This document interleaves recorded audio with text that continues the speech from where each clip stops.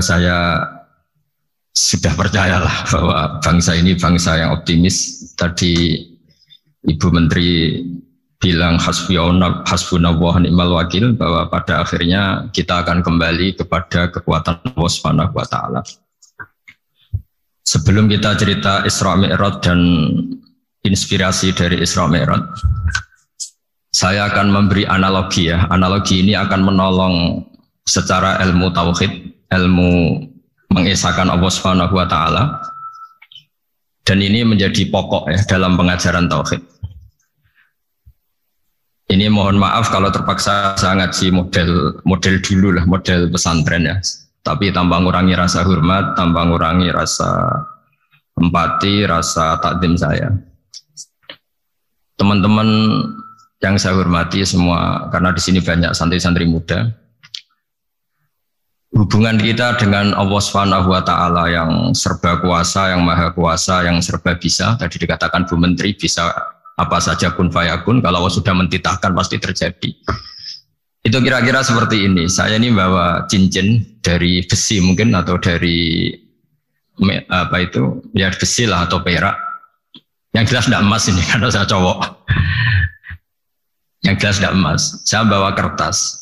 Kalau Anda saya tanya, kertas ini sama cincin kuat mana? Pasti akan menjawab kuat cincin, karena materinya dari besi. Jawaban itu benar, tapi harus ditambahkan secara materi itu kuat cincin ketimbang kertas. Tapi Anda salah, harusnya menjawab ya terserah Gus Bahak, karena yang megang itu Gus Bahak. Karena bisa saja saya punya rencana menghancurkan cincin ini, sementara saya punya rencana mengabadikan kertas ini. Kira-kira gitu hubungan manusia dan Allah Subhanahu wa taala. Jadi hal yang kita kira abadi karena materinya kuat, ternyata Allah punya rencana menghancurkan. Sementara yang kita kira lemah atau rentan atau apalah, ternyata Allah punya rencana mengabadikan. Di sini kemudian istilahnya orang-orang tasawuf, wa tafwidil umur ila mudabbiriha. Kita sebagai manusia menyerahkan urusan pada pengaturnya, pada yang punya. Bukan wilayah kita mengatakan cincin ini lebih kuat ketimbang atau lebih abadi ketimbang kertas. Karena saya punya rencana menghancurkan cincin, tapi ingin mengabadikan apa? Kertas. Sehingga tentang pandemi, tentang tragedi sosial, tentang apa saja, kita tidak pernah tahu rencana Allah itu mana yang lebih awet. Jangan-jangan kita takut pandemi, saya berkali-kali ngaji, mati kita kecelakaan. Jangan-jangan takut kecelakaan, mati kita karena ngelindur, tiru kebablasan, nggak bangun. Kita takut mati ngelindur, mati kecelakaan, jangan-jangan mati kita karena likuifaksi, karena gempa atau karena tsunami. Nah, hal-hal seperti ini yang terus menjadikan kita bilang dan berkeyakinan hasbunallah wa ni'mal wakil. Hanya Allah yang tahu dan semua urusan mencukupi kita hanya Allah. Tadi kata Bu Menteri, kita akan menghadapi ini dengan ilmu pengetahuan dan pengalaman. Oke, saya sangat setuju itu. Tapi lagi-lagi bangsa ini dan seluruh tren dunia itu kalau misalnya baru tsunami, ya semua orang ramai ketakutannya pada tsunami. Ilmuwan berteori bahwa tsunami siklusnya sekian tahun per sekian tahun. Nanti pas gempa juga gitu, pas likuifaksi juga gitu. Nanti kalau mudik mungkin ketakutan orang sama kemacetan, sama macam-macam lah. Takut kecelakaan laka di jalan dan sebagainya. Sehingga sebelum ngaji ini lebih jauh, pastikan bahwa tidak dalam wilayah kita mengatakan bahwa cincin ini lebih abadi, lebih awet ketimbang kertas. Tapi kita harus menjawab secara materi cincin itu lebih awet ketimbang kertas. Tapi secara hakikat ya terserah yang mengendalikan, terserah yang punya, rencananya apa. Nah, di sini pentingnya ngaji. Karena dari ngaji itu kita akan kembali ke ma'rifatullah, ngerti Allah yang sebenarnya. Sebab itu di surat Isra disebut pada akhirnya ngaji itu apa? Subhanalladzi asra bi 'abdihi lailam minal masjidil haram ilal masjidil aqsa alladzi barakna haulahu. Tujuan akhirnya linuriyahu min ayatina. Bahwa Mi'raj itu hanya bagian kecil yang dingertikan kita betapa dahsyatnya kekuasaan Allah Subhanahu wa taala. Betapa tidak terbatasnya kemampuan dan kebisaan dan kudrahnya Allah Subhanahu wa taala. Makanya masih dikatakan min ayatina, itu masih sebagian kecil dari ayat-ayat kata Allah. Lalu dalam surat Kahfi diterangkan, ketika orang kagum dengan Ashabul Kahfi yang bisa tidur dalam keadaan hidup 309 tahun atau Masehinya 300 tahun, kalau Hijriahnya 309 tahun.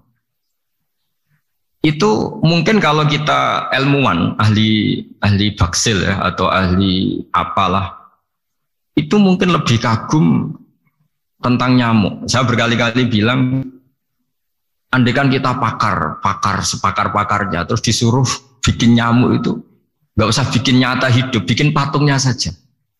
Nyamuk itu sekecil itu, kemudian punya jantung, jantungnya punya urat, uratnya punya kuman, kumannya juga punya urat. Bayangkan saja sudah tidak bisa.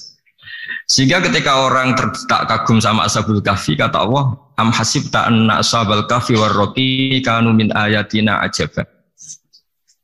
Apa kamu kagum tentang Ashabul Kahfi dan batu-batu yang dipahat di situ? Bukankah dalam kekuasaan kami ada yang selalu menakjubkan? Artinya, andaikan kita ilmuwan tentang embriologi, tentang hewan, tentang kuman, mungkin cerita tentang nyamuk itu lebih dahsyat ketimbang tidurnya Ashabul Kahfi yang 309 tahun. Karena kemampuan Allah menciptakan nyamuk yang kecil, sangat kecil, super kecil. Kemudian kecil itu ya punya jantung, tentu lebih kecil lagi. Belum uratnya jantung itu, belum nyamuk juga di dalamnya menyimpan calon-calon keturunannya. Kayak apa kecilnya lagi? Nah, di sini Allah mengingatkan kita, innallaha la yastahi ayyadriba matsalam ma ba'udatan fama fawqaha. Allah tidak pernah malu jika dalam menunjukkan kekuasaannya Allah memberi contoh seekor nyamuk. Karena nyamuk ini andaikan kita, tadi saya ulang lagi, andaikan kita ilmuwan yang nekuni itu, strukturnya bisa melihat, bisa nyari pasangan hidupnya, dan bisa hamil, bisa melahirkan, atau bisa menelur, dan sebagainya, dan sebagainya. Maka kita akan kagum sekagum-kagumnya, betapa kita di depan kekuasaan Allah Subhanahu wa Ta'ala, tidak siapa-siapa, dan akhirnya kita ikrar-ikrornya, asyhadu alla ilaha illallah, bahwa tidak ada kekuasaan selain kekuasaan Allah Subhanahu wa Ta'ala. Lalu kenapa nyamuk itu tidak menjadi perhatian publik? Ternyata kita dibodohkan oleh kepentingan kita sendiri. Karena dari awal kita menganggap nyamuk itu problem, penyakit. Ya sudah, bawaan kita mungkin cari obat supaya bisa membunuh nyamuk itu. Atau melihat nyamuk itu sebagai problem, bukan sebagai ayatun min ayatillahi ta'ala, sebagai tanda-tanda kebesaran Allah Subhanahu wa Ta'ala. Sehingga akhirnya manusia itu butuh yang namanya mukjizat dahsyat yang mudah dilihat, mudah dirasakan. Akhirnya kita tahu dalam sejarah para nabi, Nabi Musa minta mukjizat Laut Merah dibelah sehingga bangsa Israel bisa melewati kejaran Fir'aun dan sampai selamat dari kejaran Fir'aun.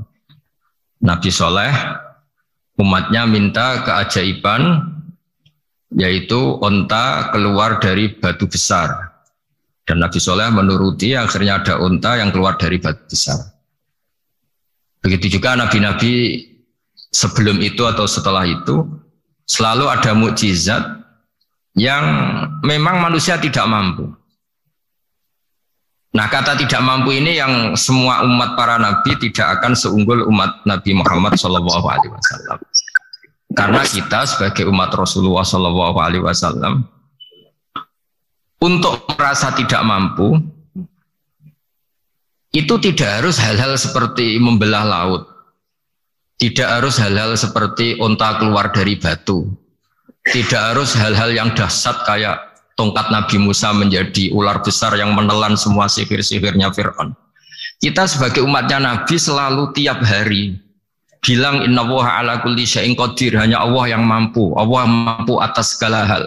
Melihat nyamuk kita iman, melihat hal-hal kecil. Karena kita ketika melihat nyamuk Itu mesti kita itu kok hebat nyamuk tanpa rapat, tanpa ada gaji dari Kemenku bisa populasinya dijaga.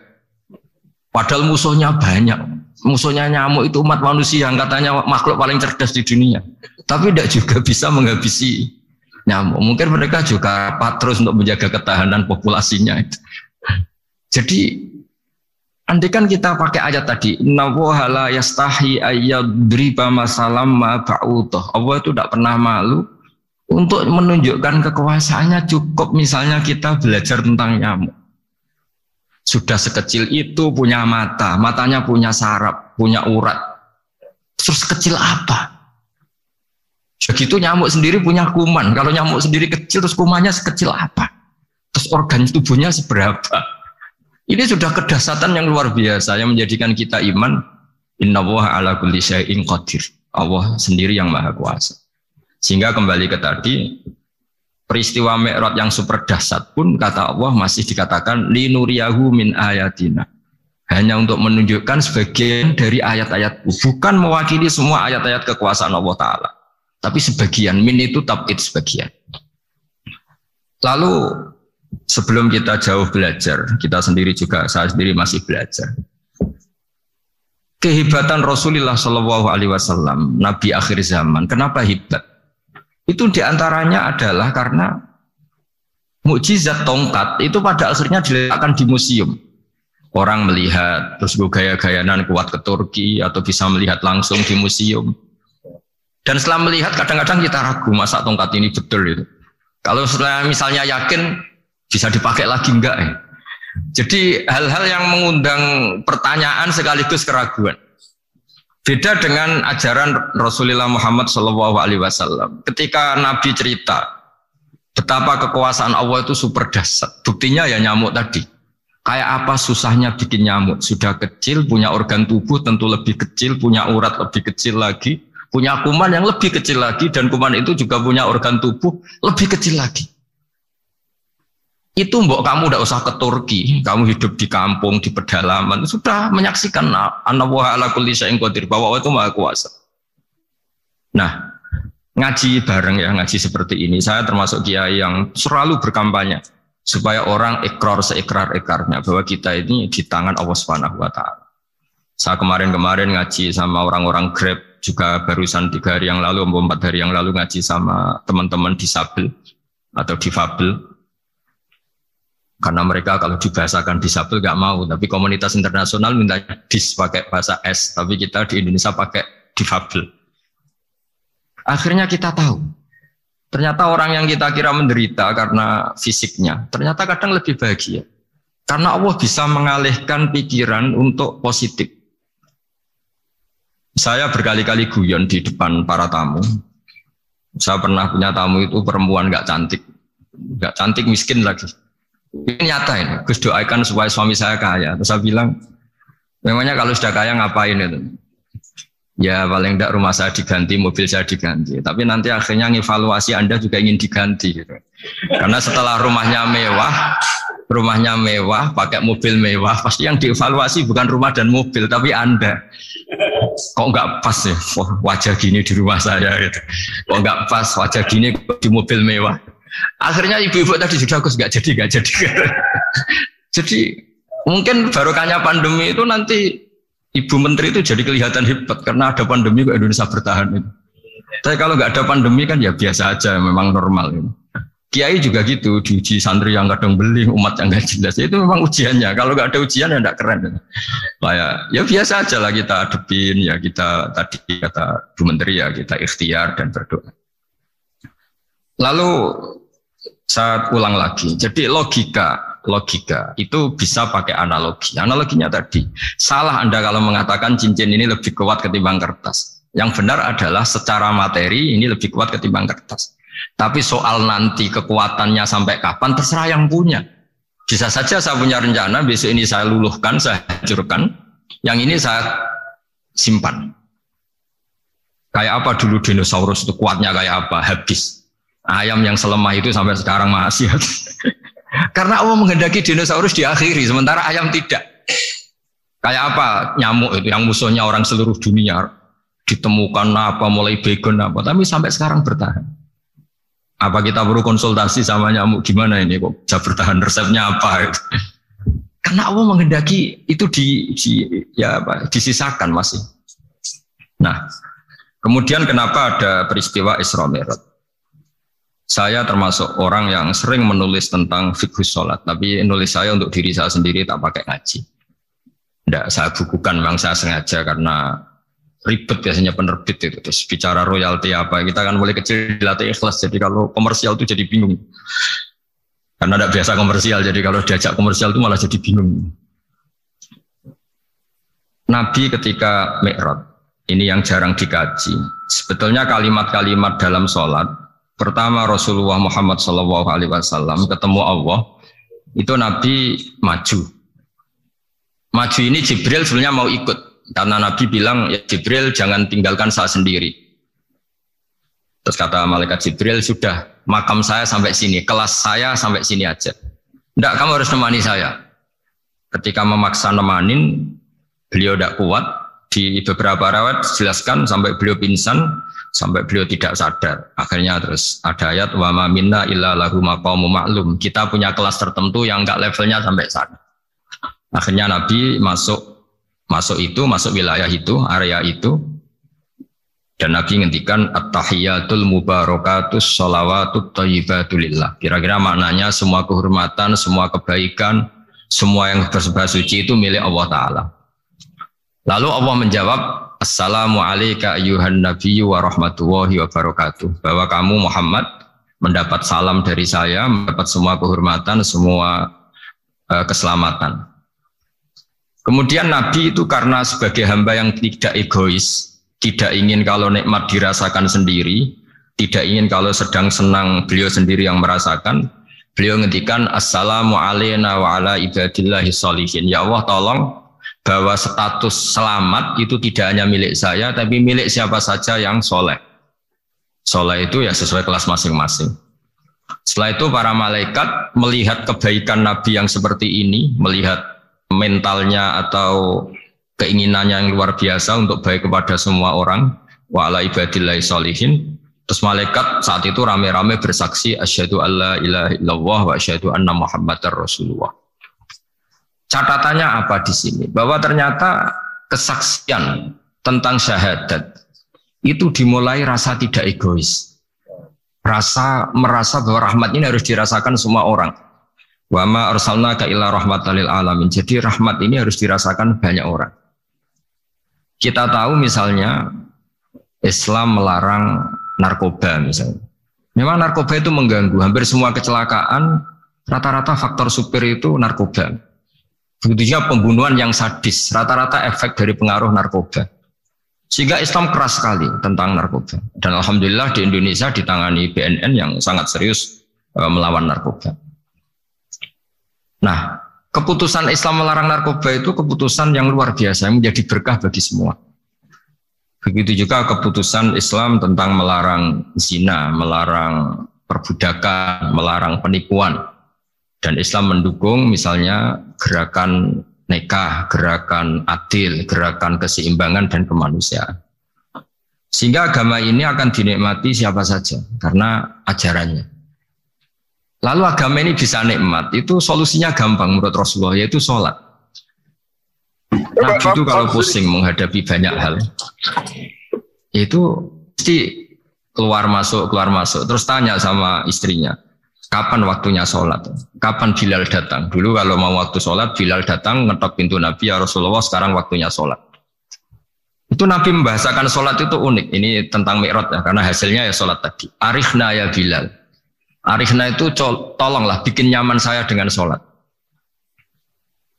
Sebelum kita belajar sholat secara serius, gampang. Kalau kita misalnya menteri atau kita ajudan atau kita apa, kayak apa asiknya kita kalau ngomong-ngomong sama presiden, bercengkrama dengan presiden atau dengan menteri atau dengan kiai, dengan atasan. Sholat itu media di mana kita asik dengan Allah Ta'ala. Kalau kita bisa asik dengan atasan yang manusia, apalagi ini asik dengan Allah Subhanahu wa ta'ala. Sehingga kita harus malu kalau sholat tidak asik. Kita ketemu orang yang kita hormati saja asik, masa ini ketemu Allah Ta'ala tidak asik. Sehingga dulu bawaannya orang dulu itu kalau sholat untuk tidak cepat itu harus diperintah. Dulu para nabi, para sahabat kalau sholat itu lama-lama. Sehingga sampai nabi yang turun tangan, wahai para sahabatku, kalau kamu jadi imam jangan lama-lama. Karena dulu semua orang itu penikmat sholat. Sehingga untuk tidak lama itu nunggu diperintah. Kalau kamu jadi imam jangan lama-lama, kasihan makmumnya itu. Nah sekarang alhamdulillah tanpa dilarang sudah cepat semua. Ini sudah ada kemajuan, ini sudah maju sekali ini, nggak usah dilarang sudah cepat. Dulu itu saking asiknya orang sholat untuk supaya agak cepat itu harus ada perintah dari Nabi. Kalau kamu jadi imam jangan lama-lama. Nah kita kalau sedang pas baik lah, pas waras lah kira-kira gitu. Kalau bahasa orang Pantura, saya ini orang Pantura. Jadi kalau ngomong lebih keras, lebih vulgar. Normalnya orang sholat itu tidak bisa ngakhiri. Normalnya, saya ulang lagi, normalnya orang sholat itu tidak bisa ngakhiri karena ketemu zat yang kita cintai. Kita kalau ketemu orang yang kita hormati, yang kita cintai itu nggak bisa ngakhiri. Misalnya mungkin anak muda contohnya ketemu pacar nggak bisa ngakhiri. Kita kangen sama temen jagung nggak bisa ngakhiri karena asik. Nah ini ketemu Allah yang dipuja-puja, dipuji-puji, kemudian cepat ingin ngakhiri. Jadi ini kita agak aneh. Makanya orang sholat itu tidak bisa ngakhiri dan itu normal. Sehingga dulu ketika Sayyidina Umar itu ditikam sama satu benda yang kayak pancing ini. Panah itu kan kayak pancing ya, jadi kalau masuk cepat tapi nariknya susah karena ada grendelnya. Itu tiap ditarik sakit. Dan beliau bilang nanti setelah saya sholat tarik. Beliau sholat nyaman, ditarik itu nggak gerak sama sekali karena dia sudah istighraq billah, sudah nyaman dengan Allah sehingga ditarik itu nggak kerasa. Dulu di daerah sini masih keluarga kita lah, masih keluarga kita semua. Ada seorang wali jadi imam masjid. Itu di PHK sama takmirnya. Karena ketika sujud dia asik terus lama sekali. Sampai 30 menit. Sampai santrinya bilang, Mbah, sampun. Setelah itu rapat dihentikan. Ditanya, kenapa Mbah sujud begitu? Saya tidak bisa mengakhiri orang nikmati sujud kemudian ingin berhenti. Nah, Sayyid Ali Zainal Abidin yang populer, cucunya Rasulullah SAW, anaknya Sayyid Husain, putranya Sayyid Husain. Itu bapak saya kalau cerita, beliau itu sebetulnya sholat itu hanya ingin 2 rakaat. Setelah sholat 2 rakaat, ya Allah sebagai hadiah nikmat saya sholat 2 rakaat karena asik dengan engkau, saya akan syukur lagi sholat 2 rakaat. Akhirnya ketika nikmati sholat, dia sholat lagi 2 rakaat sampai akhirnya 1000 rakaat. Itu tanpa rasa capek, karena merasa keasikan. Masa momen seasik ini kemudian saya tinggalkan ya Allah. Akhirnya sholat lagi. Sehingga ada seorang wali ditanya, kamu ingin masuk surga? Tanya, di surga ada sholat enggak? Enggak ada katanya. Wah kalau enggak ada sholat, enggak masuk surga. Terus dibilang, ya sholat aja. Terus dia mau masuk surga. Kalau kita akan kebalikan, kita ini masuk surga itu sebetulnya kita ngawur sekali. Mengawurnya adalah, masuk surga, enggak ada sholat lagi, enggak ada puasa lagi. Jadi ini kan kita ini jadi makhluk yang aneh. Jadi kita ini masuk surga senang karena sudah ada kewajiban apa? Sholat. Jadi ini agak aneh. Sesuatu yang menjadikan kita masuk surga, tapi sesuatu yang kita benci setelah masuk surga. Asiklah di surga karena tidak ada sholat. Nah, apapun kondisi kita harus latihan. Harus latihan. Kita entah seberapa kadarnya ingin niru Rasulullah SAW ketika ngendikan wa qurratu aini fi sholat, nyamanku hatiku tentram kalau saya pas sholat. Sehingga tadi sudah saya katakan tadi, dulu itu untuk menghentikan sholat itu susah, sampai Rasulullah sendiri yang merintahkan, hei para imam kalau sholat jangan lama-lama. Kalau sekarang andai kan Nabi hidup di zaman sekarang pasti tidak ada pengumuman itu, karena semuanya sudah cepat dan malah super kilat itu. Ada yang terawih 20 rakaat hanya berapa? 8 menit dulu. Itu kan 7 menit itu. Nah kalau sampean tanya saya, kenapa sholat begitu asik? Yaitu tadi kita diajari analogi. Analogi itu ya kias. Jika kita bisa asik ngomong sama orang yang kita cintai, bisa orang tua, bisa anak, bisa cucu, itu rasanya mengakhiri itu nggak bisa. Karena bawaannya asik gitu. Apalagi ini kita munajat bercengkrama dengan zat yang kita butuhkan sebelum kita ada, sampai setelah kita ada, sampai setelah kita tidak ada. Kita semua akan hasbunallah wa ni'mal wakil. Sehingga dulu bawaannya orang dulu itu, saya cerita sedikit. Ada orang mau meninggal, namanya Umar bin Abdul Aziz, itu khamisul khulafa, orang yang terkenal adil. Ketika mau meninggal, senangnya bukan main. Ditanya, kenapa engkau senang? Memangnya kalau saya mati mau kemana? Ketika saya hidup dengan segala nikmat itu ya karena Allah Ta'ala. Saya nanti mati ke zat yang sama. Dikelola oleh zat yang sama, yaitu Ar-Rahman Rahim. Dulu saya disayangi Allah, paling setelah mati juga disayangi Allah. Karena yang jadi Tuhan setelah mati, Tuhan yang sama ketika di dunia, yaitu Rahman Rahim. Cerita legenda yang lebih dasar dari itu, masyhur itu Jalaluddin Ar-Rumi. Ketika dia mau meninggal, semua muridnya nangis, beliau marah. Kenapa kamu menangis? Ya karena guru mau meninggal. Kamu itu ngawur sekali. Saya ini sudah lama menunggu hari seperti ini, bisa ketemu zat yang saya cintai, malah kamu menangis. Ayo kamu nari sebagai pesta kematian saya. Tapi ini nggak bisa ditiru ya, karena kalau kita niru, nggak usah dilarang juga nggak bisa niru kayak gitu. Cuma saya maklumatkan jangan ditiru. Meskipun nggak usah dilarang juga nggak akan bisa niru. Sehingga orang-orang dulu itu bawaan kalau mau kabundut itu ya asik. Rasulullah Shallallahu Alaihi Wasallam ketika mau wafat, intaqala ila rafiqil a'la, itu ditanya sama istri-istrinya, lalu engkau mau kemana? Kata Nabi, sebelum sekian hari, beliau setiap khutbah ngendikan, ini ada hamba yang disuruh milih Allah antara di dunia dan bertemu Allah. Kalau kamu jadi hamba itu milih mana? Di dunia yang penuh problem ini, apa milih ketemu Allah yang Rahman Rahim? Yang hubungannya dengan kamu itu ngasih dan ngasih. Kamu tidak mungkin kan hubungan dengan Allah memberi, kamu bisa apa?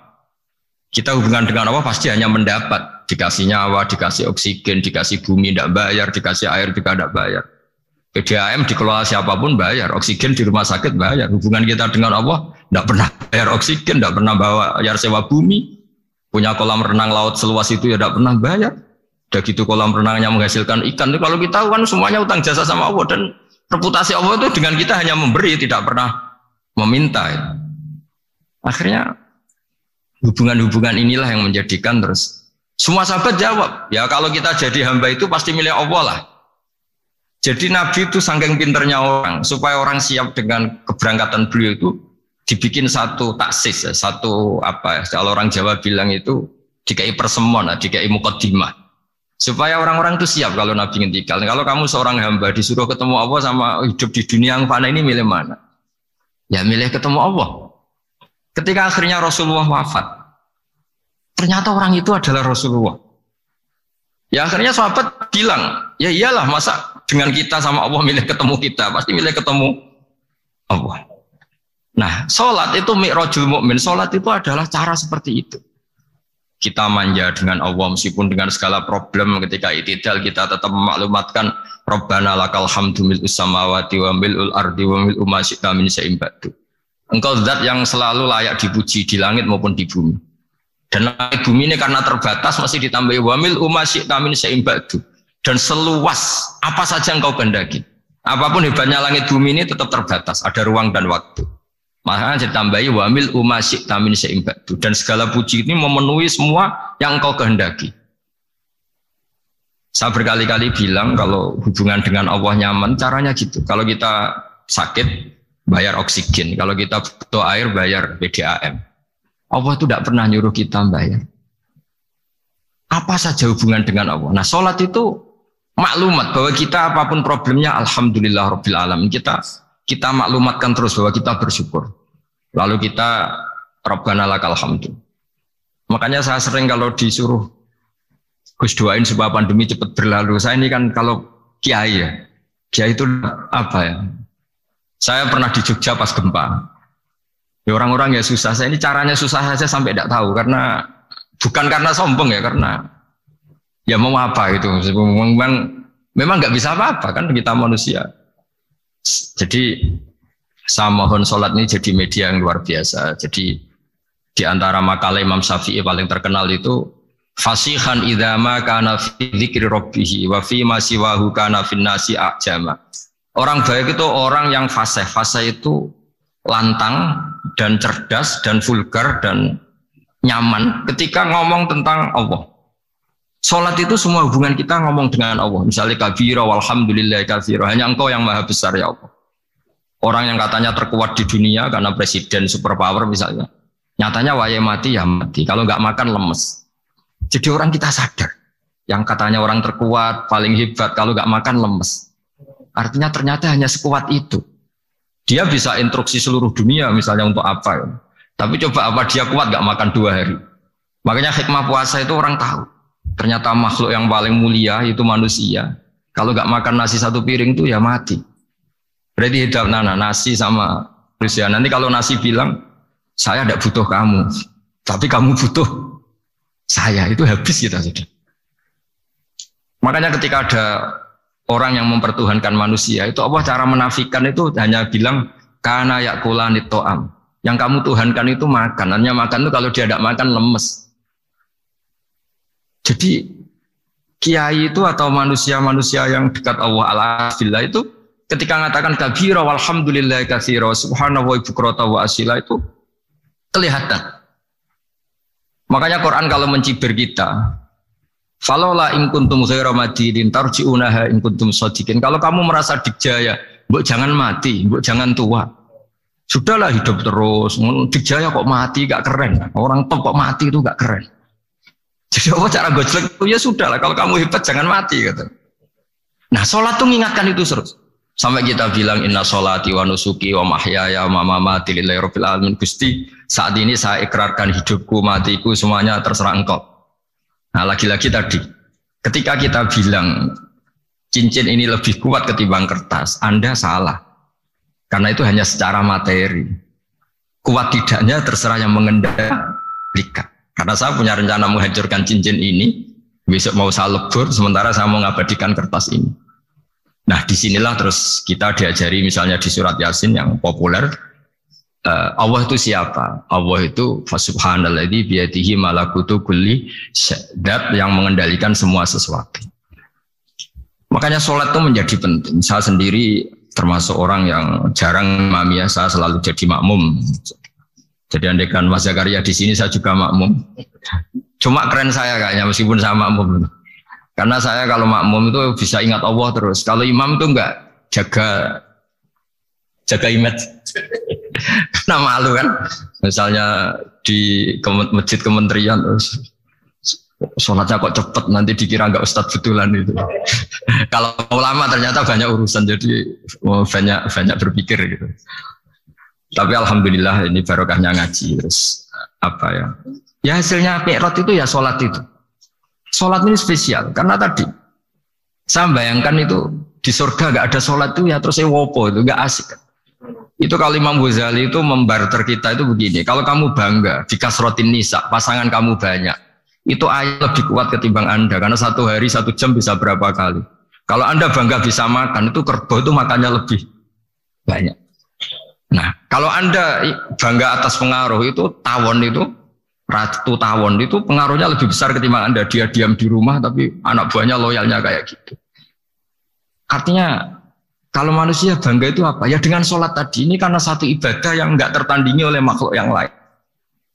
Apalagi dalam sholat itu ada semua gerakan yang mewakili semua ibadahnya malaikat. Malaikat itu ada yang ibadahnya berdiri terus, ada yang rukuk terus, ada yang sujud terus. Dan sholat itu mewakili semua itu. Juga mewakili sosial, karena setelah sholat kita bilang assalamualaikum warahmatullahi wabarakatuh, bahwa keselamatan ada di kanan dan kiri. Nah, oke ya, itu sakralnya mi'raj. Tapi di balik mi'raj itu ada hal-hal yang manusiawi.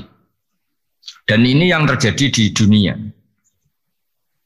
Ketika Rasulullah melangkahi makamnya Nabi Musa, makam itu status, ranking lah kalau dalam bahasa Indonesia itu. Kalau bahasa Indonesia itu ribet, makam itu kuburan. Makanya orang Indonesia sering tanya saya, Gus, makamnya Nabi Ibrahim kok batu? Makam yang dekat Ka'bah itu bukan makam dengan makna kuburan, itu tempat yang dipakai Nabi Ibrahim membangun apa? Ka'bah. Cara Jawa pancatan itu. Nabi Musa itu gak terima, komplain sama Allah. Ya Allah, ini lebih junior ketimbang saya. Kenapa makamnya melangkahi saya? Ini tidak fair. Jadi di mana-mana manusia itu kalau disalib junior itu ya tidak terima. Ya ada manusianya. Terus ditanya sama malaikat Jibril, kenapa kamu gak terima? Ini orang Israel, kadung ngira saya ini nabi paling top. Ini kalau sampai konangan saya kalah sama Muhammad tuh malu saya kata. Jadi artinya ya ada sisi manusia. Itu ada kitabnya. Terus Ya tapi memang Nabi Muhammad lebih top ketimbang kamu. Memang dia Nabi pilihan, Sayyidul Awalin wal Akhirin. Oke, kalau saya kalah dengan dia nggak apa-apa. Tapi umatnya jangan ya. Maksudnya umatnya bangsa Israel harus lebih top ketimbang kita. Makanya orang Israel sampai sekarang begitu itu ya memang ada sanatnya, nggak mau kalah. Karena usulnya Nabi Musa memang nggak boleh kalah. Terus kata Allah, ya tidak bisa. Memang yang paling top tetap umatnya Muhammad, bukan umat kamu. Tetap kamu kalah. Sehingga setelah kalah dan menang itu kita terus tidak tahu. Misalnya begini ya, penemu komputer atau penemu mobil sama yang beli mobil itu hebat mana? Kalau bicara keilmuan ya hebat penemunya. Tapi kalau bicara kapitalistik, udah bikinkan mobil yang mewah gini-gini. Nanti tanggal ini jadi ya. Hebat mana yang nyuruh sama yang disuruh? Kalau logikanya pakai gitu. Hebat mana yang nyuruh sama yang disuruh? Artinya kamu milih jadi mana? Penemu mobil, hebat kan? Tapi terus sama orang kaya diminta, bikinkan ini, speknya seperti ini, selesai gini. Hebat mana? Nyuruh sama disuruh? Menyuruh. Tapi yang nyuruh tidak bisa bikin mobil, yang disuruh bisa. Pinter mana? Pinter yang disuruh. Tapi pertanyaannya, wong bisa nyuruh ngapain bikin sendiri? Pinter mana? Ini mohon maaf karena di sini banyak orang nggak jelas-jelas juga. Artinya terus subjektivitas manusia ini tetap ada gitu. Kalau bisa beli ngapain bikin gitu. Tapi kalau bisa bikin ngapain beli. Nah mungkin perdebatan di kementerian atau di yayasan atau di kampung-kampung atau di apa mesti begitu. Dan itu di Mi'raj juga digambarkan bahwa antar nabi ini ya ada kompetisi, wa fi dzalika falyatanafasil mutanafisun. Tapi bedanya nabi dengan kita itu satu. Nabi itu kalau keliru dengan tanda petik, nabi itu kalau keliru itu jadi berkah. Itu bedanya kita. Kalau kita keliru kan keliru betul. Kalau nabi itu tidak, kelirunya itu jadi berkah. Ini saya punya dua contoh kalau boleh dibahasakan ya, kekeliruan nabi atau dengan tanda kutip kekeliruan nabi. Tapi saya ulang lagi dengan tanda kutip. Nabi Musa itu ketika Nabi Muhammad ditanya, kenapa kamu dipanggil jauh-jauh? Disuruh sholat 50 rakaat. Nabi Ibrahim nggak komplain, karena beliau Nabi yang baik. Semua Nabi nggak komplain, kecuali Nabi Musa. Kata Nabi Musa, jangan Muhammad, kebanyakan itu. Bilang ke Allah supaya diskon. Ya, Nabi kembali sama Allah, ya sudah tak kurangi 5. Turun lagi, masih berapa? 45. Masih kurang. Itu sampai 9 kali, akhirnya terkurangi berapa? 45 rakaat. Itu Nabi Musa masih bilang, dah minta lagi keringanan. Itu kalau diruti nggak jadi sholat kan? Kalau satu lagi kan masih terus hilang itu kewajiban sholat. Nah, Nabi Musa sebetulnya itu bukan karena kasihan kita, bukan dia nggak empati dengan kita. Beliau nggak empati sama kita, tapi gara-gara Muhammad, umatku yang lebih kuat, lebih ganteng aja nggak mampu melakukan sholat 50 rakaat, apalagi umatmu. Dia memang orang Israel kan ganteng-ganteng, kuat-kuat, jadi dia pede. Umatku yang lebih keren, lebih ganteng saja gak kuat, apalagi umatmu. Jadi sebetulnya dia minta keringanan itu karena corong Jawa ngeprekno kita, menyepelekan kita bahwa. Makanya saya ingin memberitahu Nabi Musa kalau ada umatnya Rasulullah yang namanya Sayyid Ali Zainal Abidin yang satu hari sholat 1000 rakaat. Jadi nanti kalau ketemu Nabi Musa, ini 50 aja, ini kuatnya malah 1000. Nah akhirnya, tapi barokahnya Nabi Musa yang sentimen ini, sholat gak jadi 50, tapi 5. Itu bedanya Nabi sama kita. Ada contoh yang lebih ekstrim, kelirunya Nabi itu Nabi Yunus. Nabi Yunus, tapi keliru yang barokah, saya ulang lagi. Nabi Yunus itu memaklumatkan ke masyarakatnya, nanti itu kalau kamu tidak nurut sama saya ada azab. Anggap saja azab itu hari Kamis. Besok hari apa ya? Besok hari Kamis ya? Besok hari apa? Lupa hari itu. Rebu apa Kamis? Besok. Lupa hari. Kata Nabi Yunus, 3 hari lagi akan ada azab. Tapi kurang 2 hari, kurang sehari umatnya masih dalam kemungkaran, dalam kemaksiatan, masih hura-hura. Akhirnya Nabi Yunus bilang, sudah ini tinggal sehari itu mau ada azab. Tapi mereka tetap hura-hura. Akhirnya Nabi Yunus itu coro Jawa itu minggat. Memang bahasa Arabnya abako. Abako itu pergi yang tidak pamit. Itu kalau kamu cari di kamus, abako itu maknanya itu minggat, pergi yang tidak pamit. Sama Allah dibahasakan abako. So, wong ra bener kabeh, udahlah tak tinggalkan. Setelah ditinggalkan, Nabi Musa disalahkan sama Allah. Kamu itu Nabi tidak diperintah hijrah kok. Hijrah. Syaratnya Nabi kan mengambil keputusan apa saja berdasar wahyu. Tapi tanpa ada perintah wahyu, dia tetap keluar dari kampungnya itu. Keluar sama Allah disalahkan. Wong Nabi kok minggat. Akhirnya ketika dia di kapal, di perahu itu, dulu itu ada mitos, kalau ada perahu mau tenggelam pasti ada yang minggat, diundi. Sampai 3 kali yang keluar dia, akhirnya tahu diri nyemplung. Nyemplung terus ditelan ikan nun. Pokoknya ikan besar lah. Diberi sanksi sama Allah karena dia Nabi kok melanggar, diberi sanksi ditelan ikan nun. Telan ikan nun karena beliau seorang Nabi, perutnya ikan itu jadi masjid, dia baca tasbih terus. Tapi barokahnya dia minggat tadi asbako. Akhirnya satu hari itu mau ada azab besar itu orang-orang nginceng rumahnya dia. Diinceng. Kalau betul ada azab, pasti orang ini lari. Masa ada azab dia di sini?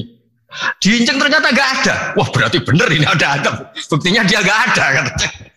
Jadi unik. Akhirnya dicinceng gak ada terus dia, wah berarti ada azab betul. Hari itu masyarakatnya tobat semua karena ini ada azab betul. Buktinya Nabi Yunus sudah lari, berarti dia ada ingin kena azab. Padahal dia lari itu karena mangkel punya umat yang gak nurut tadi. Wah sudah. Setelah sekian hari dia cari-cari kabar. Umatku itu kena azab gak? Ternyata berita yang masuk dulu udah ada medsos, udah ada WA. Dulu itu nggak ada itu. Dengar kabar kalau umatnya tuh nggak kena azab karena satu hari sebelum ada azab tobat semua. Terus dia nggak berani pulang karena ada hukum sosial di sana. Kalau ada orang bohong hukumnya dibunuh. Berarti terus beliau berpikir, saya tidak kebohong katanya ada azab kok. Masyarakat saya baik-baik saja. Makanya setiap ketemu kaumnya dia lari karena takut dibunuh. Ternyata kaumnya sudah iman semua, mau ngejar dia dijadikan imam. Akhirnya, oh iya ya. Jadi itu bedanya Nabi sama ndak. Jadi Nabi itu kalau kelirunya itu barokah. Makanya kita tidak usah ikut keliru, karena keliru kita ini pasti tidak barokah.